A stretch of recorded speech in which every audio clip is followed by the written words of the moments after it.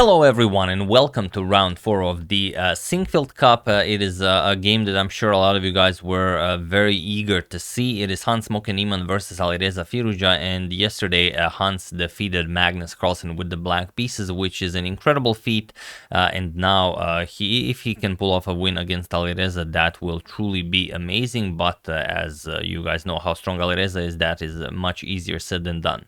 So let's dive straight into it. It's quite the game, and it's a very complicated one. Hans with the white pieces opens with e4. We have e5 by Alireza, knight to f3, knight to c6, and bishop to c4. Hans goes for the Italian game, and Alireza strikes back with the two knights defense. Now, I know a lot of you were hoping for a knight g5 here. That's always very enjoyable, but on the top level, they play pawn to d3. So this is the sort of modern bishop's opening way of treating the two knights defense. We have bishop to c5 by Alireza, and now c3, d6, and now both players castle. So castles, and the rook to e1. And we often mention that, okay, you leave your f2 pawn sort of attacked, but the knight to g4 is nothing to worry about. You can just play rook e2 and then kick away the knight. But even though it's nothing, for example, in 2019, Levon Aronian defeated Ivan Šarić with this exact idea. So you have to be ready for it in case someone drops it. And usually you will see a6 here or a5, but here Alireza goes bishop back to b6. So he switches the move order a bit and tries to confuse Hans. Hans goes a4. Now he wants to, of course, play a5, b4, and Alireza stops it. Pawn to a5. We have h3, stopping ideas like bishop g4, and h6 now. We have knight to a3, the usual idea being that you want to execute d4, move the bishop back, and then remaneuver the knight to c4, going after the bishop on b6. So here knight e7, and there are some games that reach this position. Bishop to b3 is a known move, but here we have d4 by Hans, the immediate d4, and it is now, as of move 11, that we have a completely new game. So let's see how Alireza handles this. You could capture it right away. If you capture it right away, let's say c captures in d5, this is sort of the main theme of the pawn push on d4. Let's say e5 attacks the knight, knight e4, and then bishop back to d3. So it can be played this way, where the knight is hanging here, and there are ideas where you could even sacrifice a pawn here, or you can just defend it with a move like f5 or bishop to f5, and the game continues.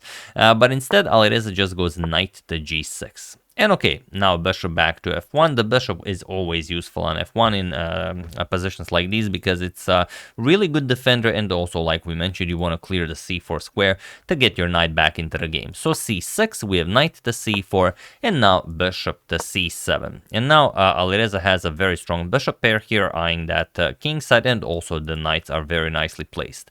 D captures on e5, knight captures on e5, and now bishop to f4, putting more pressure on that e5 square. So knight captures on f3, queen captures, and now Alireza finally executes d5. And of course, Hans will not react to this. He will just bring his last inactive piece into the game, and that is the rook on a1. So rook a to d1. And Alireza just goes bishop to e6, adding another defender to the d5 pawn. And here, there are a lot of moves you could consider. You could consider queen g3 with some ideas of attacking the bishop, also putting some pressure on the h6 pawn. It's not that relevant as long as the bishop is on c7, but it is a possibility. You could capture on d5. You could play something like rook to d4, try and double up on the d file. But Hans goes for e5.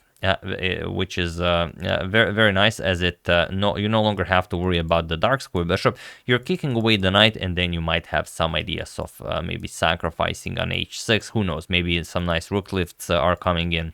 Anything is possible. And if Alireza goes knight e4, you can challenge it with knight to d2. So Alireza goes back, knight to d7, puts more pressure on the e5 pawn, and now we have queen to g3. And here, Alireza has a very, very difficult choice to make. Is this even a threat? And can he capture a knight here? I'm going to show you what happens if you capture the knight, even though it was not played in the game, because it just seems like too complicated a move. D captures on c4. If you play this, then comes bishop captures on h6, of course threatening checkmate, so you have to defend with g6, but now not grabbing the rook, rather bishop to g5. The threat is if the queen moves, and that would be a pretty bad thing. You want to capture the knight here, the defender of the f6 square, and this is now sort of winning by force. If bishop captures, bishop f6, threatening queen h4 and checkmate, and the only defense is bishop d8, you threaten the bishop, queen g5, bishop captures, now pawn captures, again you're threatening queen h6, followed by queen to g7 checkmate, and now if queen to d6, preventing queen h6 because of queen captures on f6, then you play rook e4. And now, yes, black is getting destroyed. For example, rook f to e8, rook h4, now with the threat of rook h8 check, sacrificing the rook, then queen h6 check, followed by queen g7 checkmate. Queen f8 stops this idea, and now you have this bishop captures on c4 move. Everything is working beautifully here, queen captures on g6 being the threat, and after bishop to f5, stopping this, now rook h6, and there is no stopping rook captures on g6. You could try something like rook e6 to give up a little bit of material, but white will always be winning this. Bishop captures, f captures, now comes pawn to g4, bishop d3, and queen h4, there is no stopping this. You are losing the queen, however you play this. Even if you go something like this, then rook e7 check, king e8, and rook h8 will win the black queen and the game. So this is what happens if after bishop to g5, you would move the queen. But after f6, and this is possible, then the game continues, and it's, I mean, you could play this with black, but for example, bishop h6. Now, of course, you have to prevent queen g6, then g5, bishop captures, king captures, now queen f3, putting more pressure on the f-file as the knight here cannot move. So bishop d5 attacking the queen and unpinning from the rook, queen to h5, and now knight captures on e5. So, I mean, this is just, it's hard to even look at this. And if queen to h8 check, king to e7, now we would probably see a repetition. Queen h7 check, followed by a repetition. Or even if queen h7 check, maybe Alireza could play king to d6 and then continue the game. But, I mean, it would be very interesting, but Alireza did not want to go into all of this. So he just played king to h8. He no longer has to worry about bishop captures on h6, but now the knight is no longer on the table, or rather, you know what I mean, knight to d6. And now this is just a monster knight here, and it's very, very difficult to deal with this. Alireza plays knight to c5. He wants to bring the knight to e4 to sort of threaten the queen and go after the knight, and here Hans played rook to d4.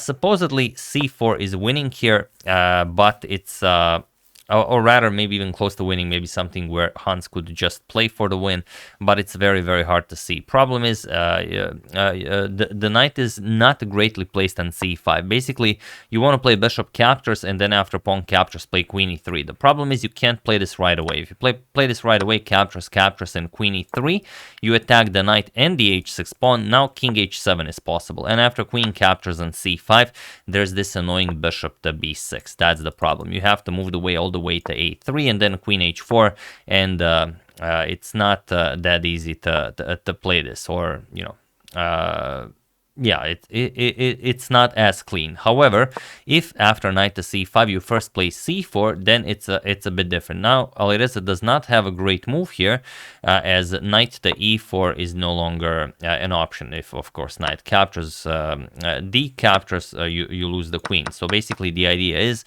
after c4 is played, Alireza can play something like knight captures on a4, but now comes this c captures on d5, c captures, and now pawn to b3. You chase the knight away, back to c5, or b6, then bishop to d3, and you get a very nice attack. So basically the main line is knight to c5, bishop captures, g captures, and queen e3 now going after the knight. And here, if you want to prevent queen captures on h6, now you really have to play queen g5, and then queen captures on c5 leaves Hans with a spectacular position.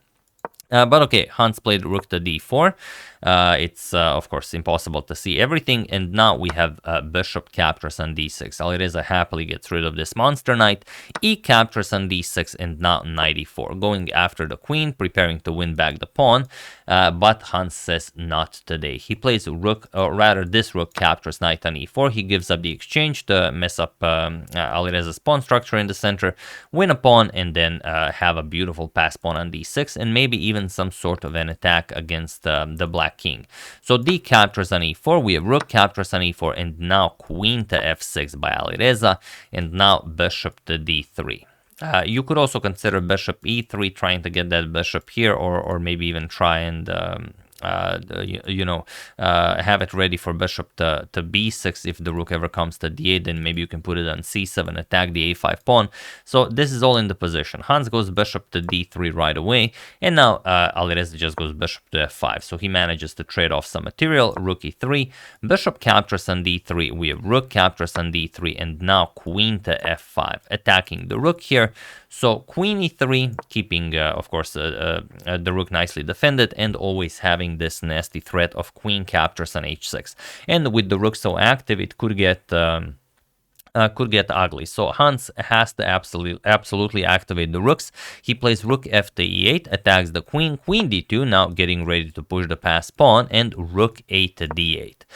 We have bishop to e3 now by Hans, going after this bishop to b6 move, and now we have pawn to c5. And this is basically where the game can end right away if Hans wants it and that is of course by playing bishop captures on h6. So this is now a draw, but as Hans has the white pieces and he has a playable position, he wants to push for more. The situation on the clock is 12 minutes for Hans and 28 minutes for Alireza. Also Hans is very low on time, but I will show you what happens if bishop captures, pawn captures, and queen captures. There's queen h7, and now queen f6 check just leads to a repetition, because if you move the king, there's this incredibly nasty rook e3 move that wins the game for white. Now there's no defense. You can't capture because of queen captures on d8, d7 is coming, you cannot stop this, and everything just falls apart. So that's the problem. So you will have to just agree to a repetition here. After queen here, queen to h4 check, again queen repeats, queen f6 check, queen g7, queen h4 check, and so on. So here instead, after c5, Hans wanted to continue the game, and he played g4. Attacking Alireza's queen, and after the queen moves, he wants to pick up the c5 pawn. So queen to e4 by Alireza, going after the a4 pawn, and now bishop captures on c5. We have queen captures on a4. Now it's 8 minutes for Hans, 26 minutes for Alireza, and now bishop to d4. And now you can see that it's getting very, very dangerous. If Alireza picks up the pawn, he's just getting destroyed. The idea, of course, being bishop captures on g7 check, and then the rook falls. If you do nothing, then even queen captures on h6 with check is an idea. Rook to d6 kind of stops this idea, but then, like I said, bishop g7 just wins for Hans. And also, you could play rook to e6 to just prevent the queen to h6 capture, and this is exactly what Alireza plays.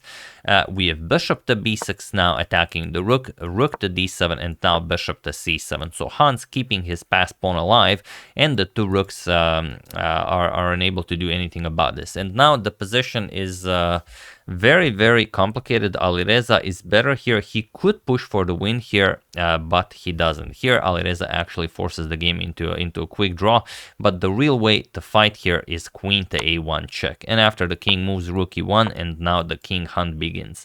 The reason why I think Alireza did not go for this is that after Hans plays g3, Alireza did not see g5, and it's not g5 right away, but first you're going to play rook to h1, now prepare to bring the queen into the game, and after queen to e2, threatening queen to e8 check to win the rook, now g5, and that's maybe what Alireza missed. But here it would be incredibly complicated, but still, if anyone can push for more here, it would be black. Point is that after this check and king to g7, you don't have a good move. Now you're just lost. If you capture the rook here, just queen f3, and there's no defense against queen captures on h3 or rook captures on h3 and queen captures on d3. So very, very, very complicated stuff. But yeah, after bishop c7, Alireza decided to bail out. He played queen to c6, and now Hans just goes for rook to e3, and everything gets traded off the board. Rook captures, queen captures, and now Alireza says, I've had it with this bishop pass pawn action. He just captures it, captures, and now Hans goes for the repetition. Queen e8 check, king to h7, and queen to e4 with check. You could play g6 to maybe try and play this, but still, it's a queen in the game with equal material. No point in playing this. King to g8, queen to e8 check, king h7, queen to e4 with check, king to g8, queen to e8, and now king to h7. And it was in this position on move 43 that the game ended in a draw by threefold repetition. So after beating Magnus, he draws his game with Alireza, but what a game it was. Seemingly, Hans could have played for the win at this one moment where he decided to go rook to d4. c4 was the way to push for the win, but you've seen how complicated the line is. And also, maybe Alireza could have gone for something with d captures on c4 if he accepted this piece sacrifice and allowed Hans to go for the attack. But in the end, it was definitely Alireza who could have pushed for more with rook to queen a1 check and rook to e1 and started a king hunt. But again, incredibly complicated. With a perfect play, or even probably with decent play, it would still be a draw. So I think both are happy with a draw, as the game was extremely exhausting and complicated. Even to follow, let alone to play. I can't even imagine how complicated it was to play this. But yeah, that's the game. The first we're showing from round 4. We're probably going to show more, and then we are going to discuss the standings, because now that Magnus left the tournament, as you guys know, or some of you maybe don't know, the results no longer matter, because you have to play more than half of the games in the tournament for the results to stay in the tournament. Now that Magnus left the tournament, all of the games that he played and the points that he took or that were taken from him no longer matter. He loses the rating or wins the rating that he won or lost, but the games in the tournament are of no value whatsoever. So yeah, we're going to discuss this a little bit more once we check out some other games, and then we are going to discuss the new standings. So yeah, that's the game. Hope you guys enjoyed it. Very nicely done by both of them. Really a wild game. I would like to thank Wood. Thanks Paul Sretanovic, Blitz44 Chess, and CSFI for a contribution to my channel. Thank you a lot. I really appreciate it. As usual, you can check 2 of my previous videos here. Thank you for watching, and I will see you soon, continuing the coverage of the Sinquefield Cup until it finishes. So thank you all. I will see you soon, and have an excellent rest of your day.